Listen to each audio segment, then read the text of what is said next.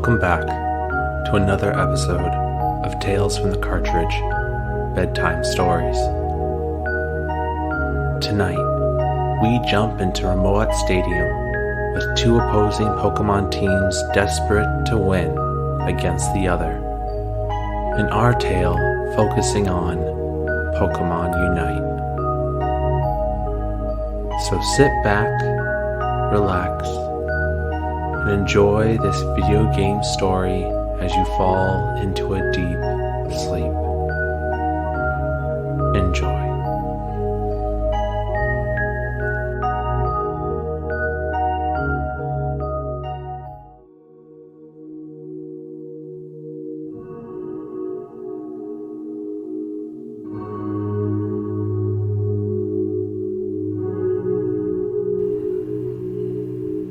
The crowd went wild as they peered down from the stadium's seats at the massive area in front of them. People and Pokémon alike screamed and cheered as loud as possible in Remote Stadium as they waited for the match to begin. On the island of Eos was where this unique match between Pokémon was held. The event was known as Pokémon Unite. Remote Stadium was a symmetrical arena. 2 lanes circled around the map, with 5 purple goals on one side and 5 orange goals in the other. In the middle of the stadium was the legendary pit, where it was said a legendary Pokémon would reside during every match. Around either side of the legendary pit were the central areas which inhabited wild Pokémon. On the furthest right and left sides was each team's base. With an eruption of trumpets and confetti flying everywhere in the air, Purple Team and Orange Team's Pokémon trainers stood at their bases on either side of the stadium. Throwing their Pokeballs into the air, their individual Pokémon released and stood together. On Purple Team was the beautiful Alolan Ninetales, the frightening Gengar, the swift Greninja, the fiery Charizard, and the electrifying Pikachu. On Orange Team's side stood an equally powerful team of the heavy-hitting Snorlax, the focused Lucario, the cute and playful Sylveon, the dark and dangerous Absol, and the hard-shelled Blastoise. Both teams were prepared and focused on winning their match.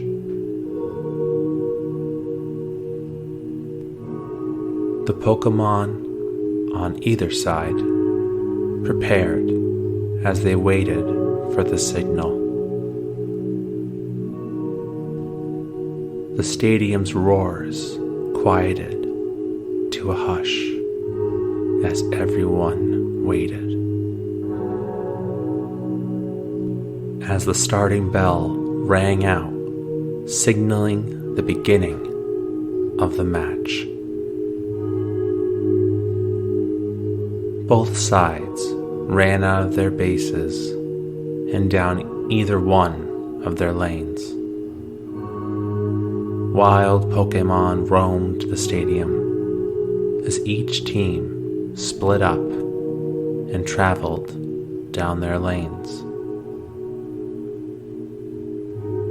At the top of the stadium, Pikachu and Charizard began fighting against the numerous wild Pokémon. As they caused the Pokémon to faint, the team's trainers threw Pokéballs out to capture the now fainted Pokémon. With each capture, the team earned points to score any other team's goals.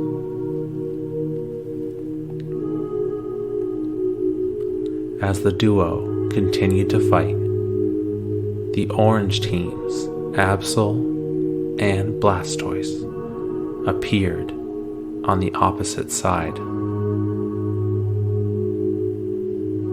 Absol and Blastoise charged at Pikachu and Charizard. From the jets on the top of its back, Blastoise unleashed a Hydro Pump attack at the opposing team. Just as quickly, Charizard unleashed a flamethrower as the two attacks collided, causing steam to cover the area. Absol and Blastoise couldn't see through the steam as they looked around for their opponents. They turned back towards their own goal to make out a small yellow Pokémon.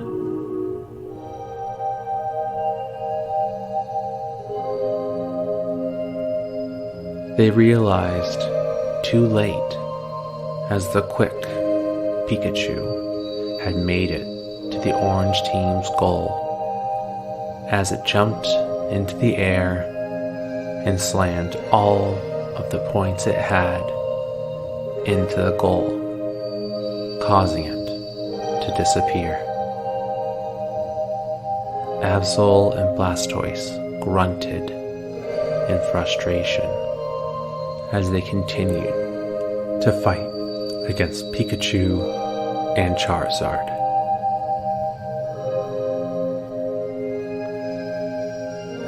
At the bottom of the stadium, Snorlax and Sylveon were trying to hold back against Ninetales, Gengar, and Greninja.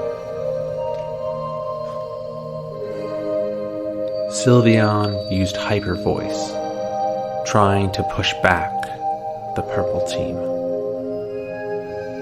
Gengar smirked with its devious grin as it pushed through Sylveon's Hyper Voice. Greninja stood behind Gengar as it used its Water Shuriken at Sylveon, trying to damage the Fairy-type Pokémon. Before the attacks could hit, Snorlax jumped in front of Sylveon and used the move Block. A shield extended from Snorlax as it smashed into Gengar and Greninja, causing them to be stunned. Ninetales watched from the back as its teammates were stunned. As the Alolan Pokémon began to charge its next attack at Snorlax, it heard a noise from behind. Turning back, Ninetales' eyes widened in surprise as Lucario jumped out from the nearby tall grass as it unleashed its power-up punch.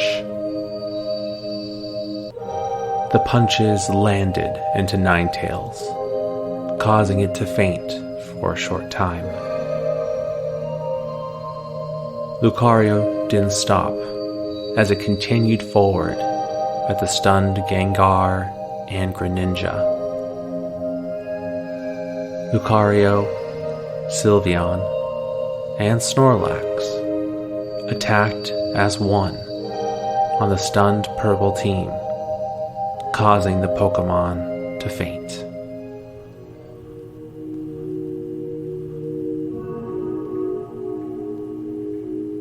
Lucario pushed through and sprinted to the purple team's goal as it jumped high into the air and smashed all of its points that it had collected into its opponent's goal.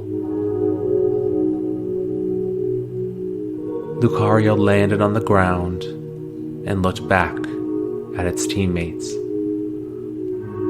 Sylveon smiled in relief as they both looked over to Snorlax, already asleep on the ground.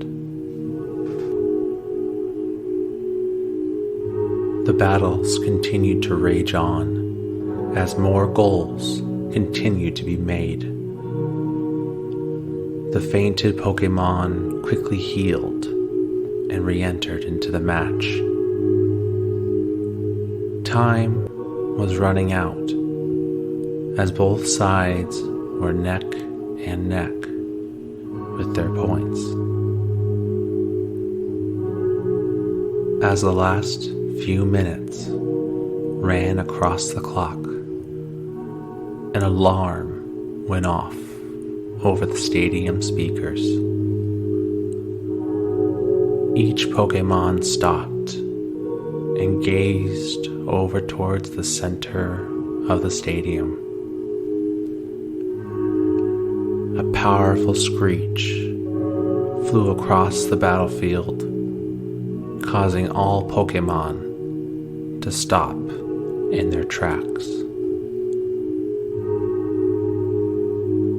In the middle of the stadium, descending from the sky, the legendary and mighty Zapdos swooped down and landed in the legendary pit.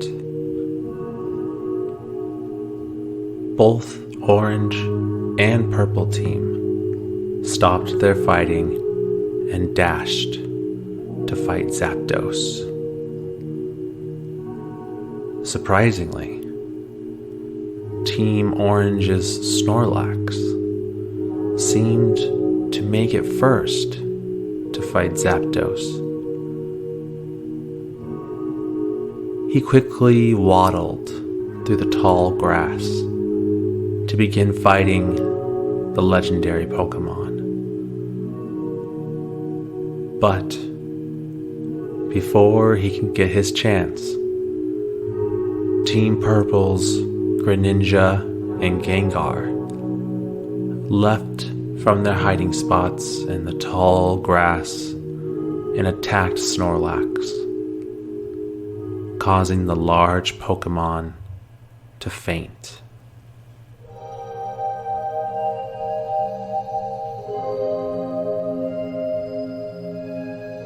Team Purple's Pikachu, Charizard, and Ninetales began to fight Zapdos as Greninja and Gengar defended against the orange team's Blastoise, Lucario, and Sylveon.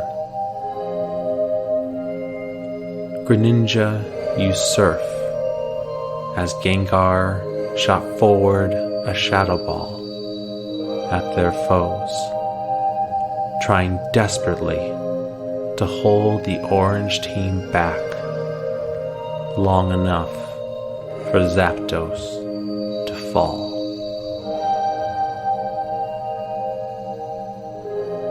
As purple team's Pikachu, Charizard, and Ninetales fought Zapdos, They were too focused to hear the slight rustle of the tall grass behind them. Without noticing, Team Orange's Absol used its ultimate move, Midnight Slash, and launched forward at Zapdos. The dark Pokémon turned into energy, dashing and smashing into Zapdos as the winged Pokémon cried in pain and anger. As Absol's paws touched the ground, 3 slashes flew forward at Pikachu, Charizard, and Ninetales, severely weakening them. The orange team was pushing through Greninja and Gengar as Absol was ready to take down Zapdos. Pikachu, hurt and weak, looked at Charizard as the fire Pokémon noticed his teammate's gaze. Pikachu motioned to Absol and ran back to Greninja and Gengar.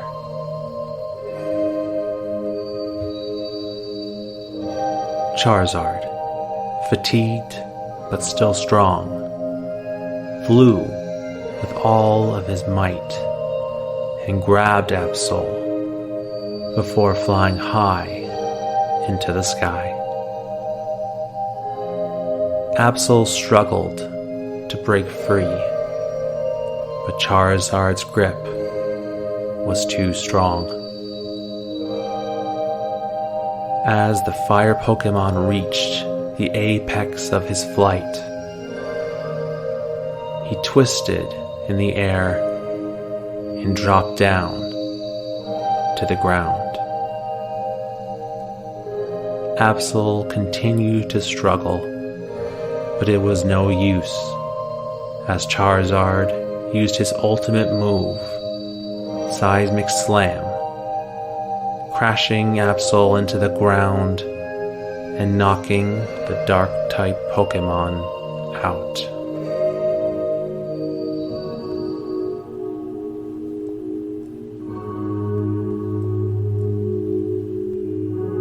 Pikachu sprinted to Greninja and Gengar and yelled out its plan. The water and dark-type Pokémon both understood what they needed to do as Pikachu sprinted to the orange team's last goal.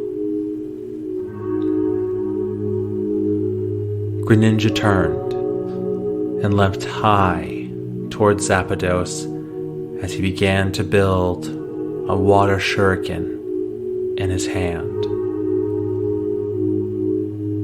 Zapdos began to charge its next attack, desperate to stop the water Pokémon.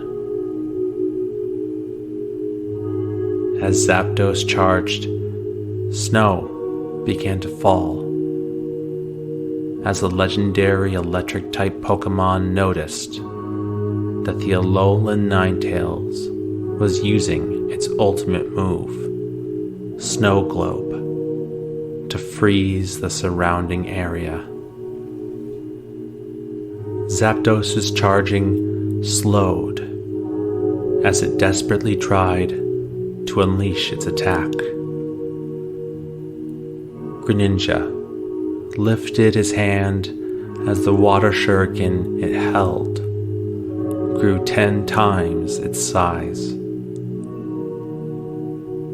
Unleashing his ultimate move, the water burst shuriken, the massive attack slammed into Zapdos, causing the already significantly weakened electric-type Pokémon to finally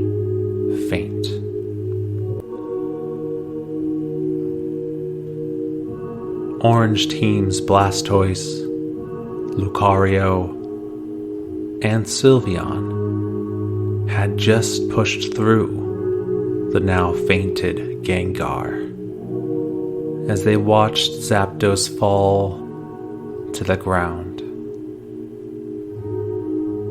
They were too late to realize that Pikachu was just about to make it to their goal as the charging limiters were removed.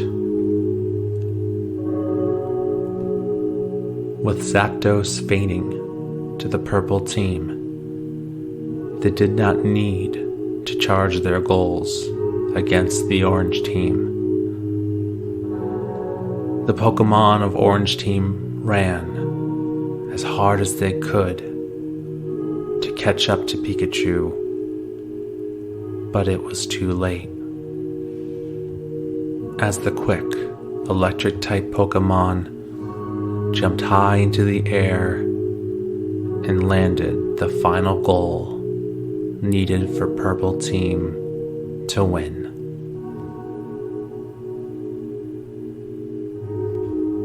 The victory horn blew across the stadium, signaling Purple Team's win.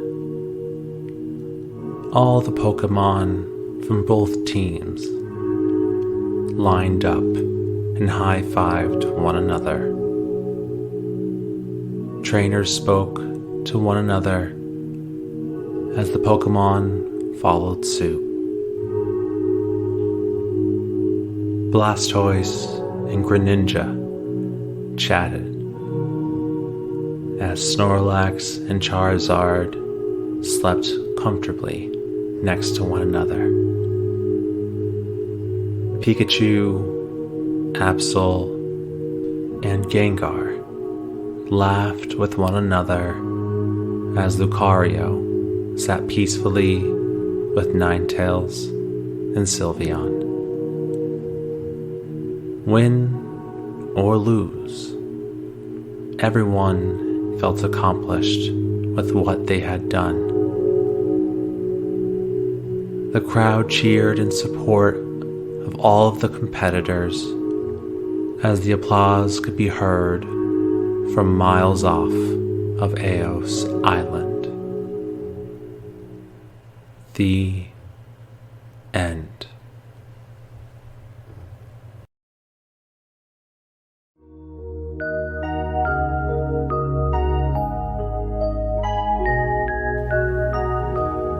Thank you for joining us for another episode of Bedtime Stories.